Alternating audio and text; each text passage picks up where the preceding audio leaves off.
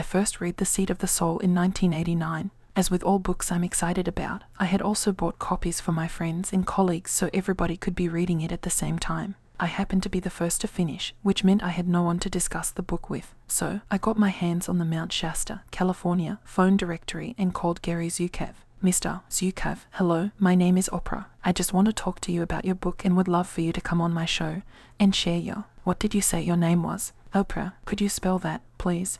He said. I did. O-P-R-A-H, and the H is silent, I explained. And then I told him that I had a talk show, and had to explain what a talk show was, because Gary had been without a TV for several years. This, of course, made me even more eager to speak with him. I wanted to know how he knew what he knew. The things he'd written resonated so deeply with me, and felt so true.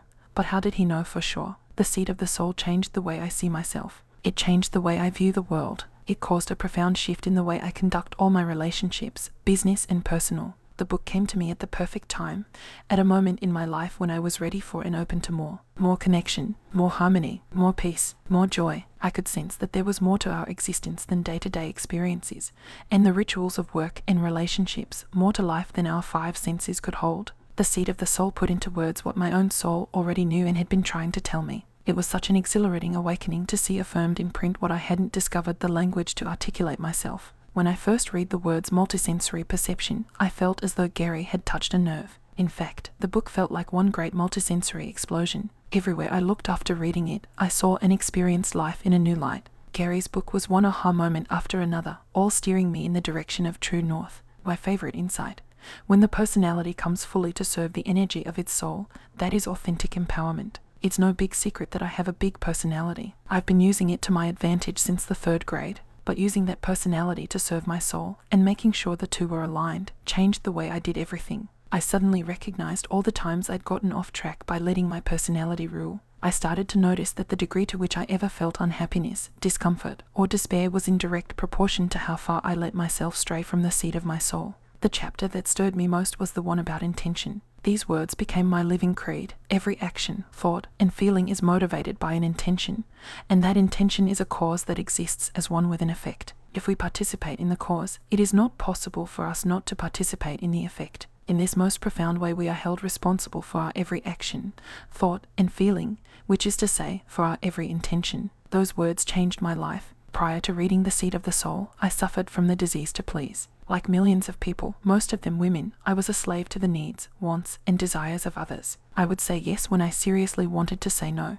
I would give precious time and energy, money, gifts, whatever was asked, simply to avoid the possibility of upsetting someone. I once flew from Chicago to Spain, appeared on stage for less than 45 seconds at a friend's charity benefit, then got back on a plane and flew straight to work to do my show, all because I didn't know how to say no. To this day, I couldn't even tell you what the charity event was for. This sort of thing used to happen to me a lot. My life was a whirlwind of one event after another, non-stop speaking engagements, appearances for almost anyone who asked. I wanted people to like me, and as long as I gave them what they wanted, I suppose they did. My breakthrough was recognizing that my intention to be liked was causing all the requests. Cause and effect. If your intention is to do what other people want, they will keep asking you to do exactly that.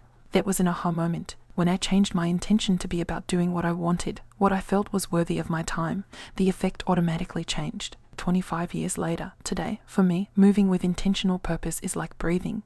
But I had to learn the practice from the pages of The Seed of the Soul. Gary Zukav's principle of intention fundamentally altered my every action. It even changed the consciousness of the Oprah Winfrey show. When we first started, producers would present their ideas in a weekly pitch session.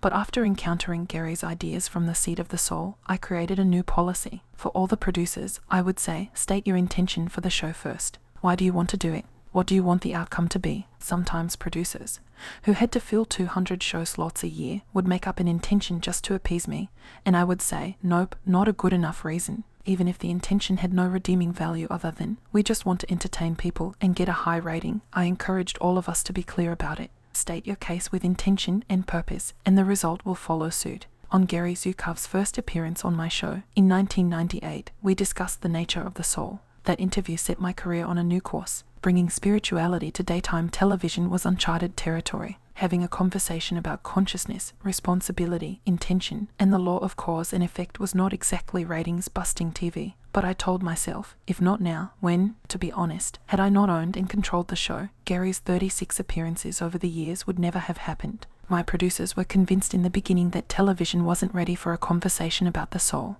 but the course I took has served me well, and I continue to explore the spiritual side of life on my own cable network. Quite frankly, I don't believe I would ever have dreamed of creating such a network had I not read The Seed of the Soul. I've taught leadership classes at the Oprah Winfrey Leadership Academy for girls with the help of The Seed of the Soul. I've used its principles to teach elementary school students, high school students, even MBAs at the Kellogg School of Management. I get a surge of delight every single time someone reads this book and feels the amazement I felt 25 years ago. If you're ready to see the world in a new way, if you're ready for your life to open up and change, if you're ready for an exhilarating awakening, I think you'll feel it too.